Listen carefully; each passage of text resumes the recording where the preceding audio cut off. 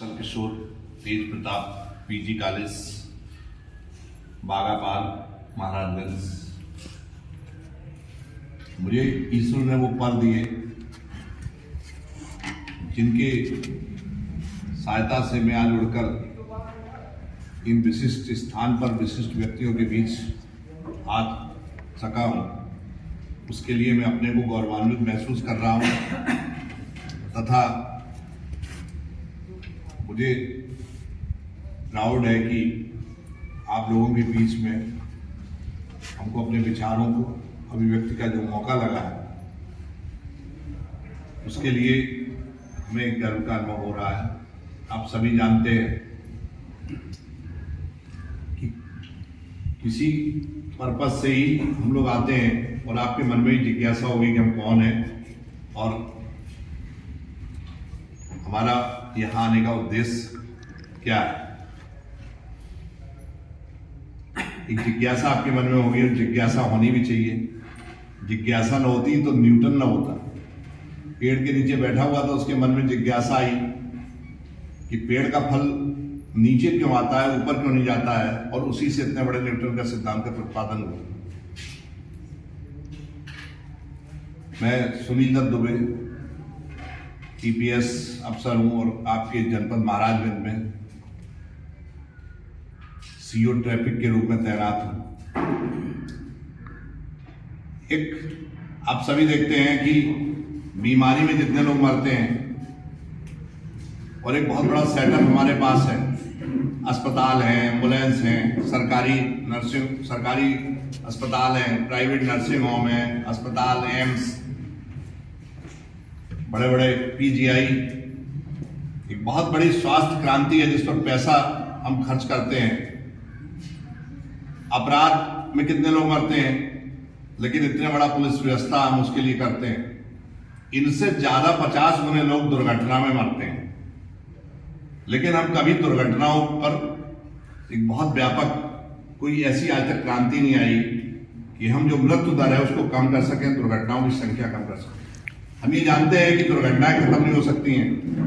कुछ मानवीय भूल के तहत दुर्घटनाएं होती हैं, कुछ इलेक्ट्रॉनिक गलतियों के कारण दुर्घटनाएं होती है, कुछ तकनीकी कमियों के कारण दुर्घटनाएं होती हैं, कुछ इंफ्रास्ट्रक्चर जो है हमारा उसके कारण दुर्घटनाएं होती हैं।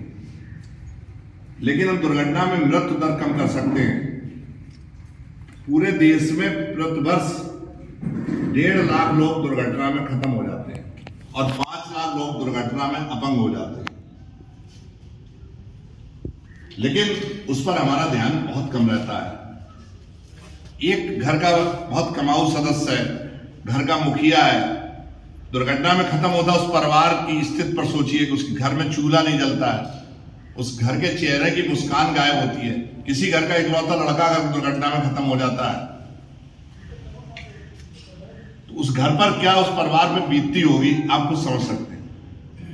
लेकिन अफसोस के साथ ये कहना पड़ता है कि हम दुर्घटनाओं को रोकने के लिए संकल्पित नहीं है, ना हमारे प्रयास उस स्तर पर रहे जो हम दुर्घटनाओं की जो मृत्यु दर है उसको हम कम कर लें। यातायात के नियमों का पालन आप बहुत दिन से सुनते रहे होंगे। बहुत लोग आए हैं, जगह जगह लिखा होता है कि आप हेलमेट का प्रयोग करें, लेकिन वो चीज आप जानते हैं प्रैक्टिकल लाइफ में क्यों नहीं आ पा रही है? क्योंकि हम उसके प्रति जागरूक नहीं है। बहुत सारी इस तरह सामाजिक कुरीतियां थी। सती प्रथा थी, सती प्रथा हमने कैसे खत्म की? पहले कानून बना, लॉर्ड विलियम बेंटिक ने कानून बनाया, राजा राम मोहन राय जैसे लोग उसके लिए लगे, लेकिन सती प्रथा खत्म नहीं हुई। जब तक हम पहुंचते थे तब तक महिला चिता में बैठ जाती थी, सती हो जाती थी। उसमें आप जब जो महिला खत्म हो गई उसके लिए आप क्या कर सकते हैं कानून? लेकिन धीरे धीरे हमारे समाज में शिक्षा का विकास हुआ, महिलाएं शिक्षित हुई, उन्होंने समझा कि सती प्रथा गलत है, मुझे सती नहीं होना है, मुझे इस देश के लिए जीना है, समाज के लिए जीना है, बच्चों के लिए जीना है। तो सती प्रथा खत्म हो गई। बाल विवाह जब लड़कियों ने ये सोचा कि हमको पढ़ लिख कर आगे आना है, हमको शिक्षा में जाना है, हमको समाज के कई क्षेत्रों में जाना है, तो अभी उन्होंने कहा घर से कि मैं अभी शादी नहीं करूंगी जब तक मैं पढ़ के जॉब नहीं कर लूंगी या अपने पैरों पर खड़ी नहीं हो जाऊंगी या हम अपने व्यक्तित्व का विकास कर लूंगी तभी मैं शादी करूंगी। आपने देखा कि बाल विवाह खत्म हो गया, मोबाइल क्रांति आई, कोई जानता था कि मोबाइल हर हाथ में पहुंच जाएगा? न पुलिस ने आपको मोबाइल के लिए कहा, न किसी ने जो है बैनर लगाया, न पोस्टर लगाया।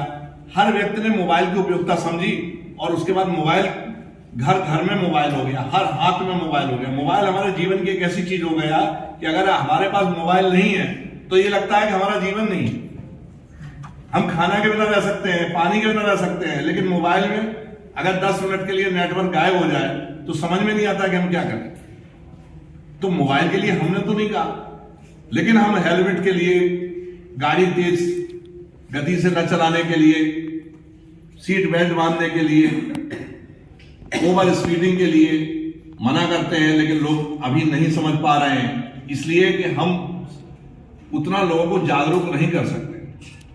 रात में आप गाड़ी पे जा रहे हैं, ड्राइवर थका हुआ है, एक ड्राइवर 20-20 घंटे गाड़ी चला रहा है, उसको झपकी आ गई, वो किसी खड़े ट्रक में घुस गया, डिवाइडर से टकरा गया, पूरा परिवार खत्म हो गया। इसलिए कि हम ये जानते हैं कि वो ड्राइवर 20 घंटे से थका, लेकिन हमें पहुंचने की जल्दी है। हम कहते हैं कि चलिए भाई पहुंचिए जल्दी, बारात जानी है, प्रोग्राम है, हम लेट हो गए। रिफ्लेक्टर नहीं लोग लगवाते हैं। गांव में अभी कानपुर में एक ऐसी दुर्घटना हुई, एक ट्रैक्टर वाला कहीं गया था धार्मिक स्थल पर, उसने वहां शराब पी ली और शराब पीने के बाद जो है जब वो शराब पी के गाड़ी चला रहा था तो ट्रैक्टर पलट गया और उसमें 26 लोग खत्म हो गए। सोचिए 26 लोग। अब वो ट्रैक्टर चालक, ट्रैक्टर पे इतने लोग बैठाना अवैध था, लेकिन दुर्घटना हो ही गई, अब उसमें क्या कर सकते हैं। लेकिन अगर हम अवेयरनेस है, जागरूक हैं, तो हम दुर्घटनाएं भी रोक सकते हैं और दुर्घटनाओं में जो लोग खत्म हो रहे हैं, अपंग हो रहे हैं, उनकी संख्या कम कर सकते हैं। आप हेलमेट लगाए हुए, जरूरी नहीं कि एक्सीडेंट ही हो जाए। आपके सामने कोई जानवर आ गया, कोई कुत्ता आ गया, कोई नीलगाय आ गई, आप उससे टकरा गए, आपको हेड इंजरी नहीं आएगी, इसलिए आप अच्छा हेलमेट लगाए हुए। अब गांव में भी चल रहे हैं, रोड पे चल रहे हैं, बहुत लोग होते हैं हमसे क्वेश्चन करते हैं कि गांव में हेलमेट क्यों लगाएं? गांव में नीलगाय से लोग टकरा गए, सिर में इंजरी हो गई, खत्म हो गए। अगर हेलमेट होता तो बच जाते कि नहीं? ये क्रांति हमें लानी पड़ेगी और एक सोच बदलनी पड़ेगी, तभी हम अपनी जान बचा सकते हैं, दूसरे की जान बचा सकते हैं। और ये संभव है कि जब इसके लिए आप आगे बढ़ें। हर देश का नागरिक, विशेषकर जो हमारा यूथ है, जो हमारा छात्र है, वो अगर ये सोच लेगा कि हमें इसमें जागरूकता लानी, एक छात्र 100 लोगों को अगर जागरूक करेगा, तो मुझे लगा कि गांव देहात के जो हमारे ग्रामीण अंचल है वहां भी दुर्घटनाओं में कमी आएगी। बहुत लोग यहीं से शहर में जाते हैं। हम लोग आजकल एक अभियान चला रहे हैं कि बिना हेलमेट के शहर में प्रवेश नहीं करने दे रहे हैं। पेट्रोल पंपों पर जो है हमने लिख दिया है कि बिना जो है हेलमेट के आपको पेट्रोल नहीं मिलेगा। लेकिन हम ये क्यों कर रहे हैं? इसलिए कर रहे हैं कि आपकी जान बच सके। लेकिन आप क्यों नहीं सोच रहे हैं? आज भी ऐसे कई हमारे सामने वाकया हुए कि मैं रात में गश्त में जा रहा था, एक गाड़ी पेड़ से टकराई, उसमें एक नवयुवक था, अपनी पत्नी, उसके 2 बच्चे, ब्लीडिंग हो रही थी। 10 मिनट लोग निकल रहे थे, कोई उसको उठाने को तैयार नहीं था। अचानक मैं पहुंचा, मैंने गाड़ी को निकलवाया, उन लोगों को अस्पताल भिजवाया, वो 4 लोग बच गए। और उन्होंने फोन किया, कन्नौज के रहने वाले थे, बहुत संपन्न थे। उन्होंने फोन किया कि आप तो भगवान के रूप में मसीहा आ गए, अन्यथा हम रात भर हमारी ब्लीडिंग होती रहती, हम सुबह खत्म हो जाए।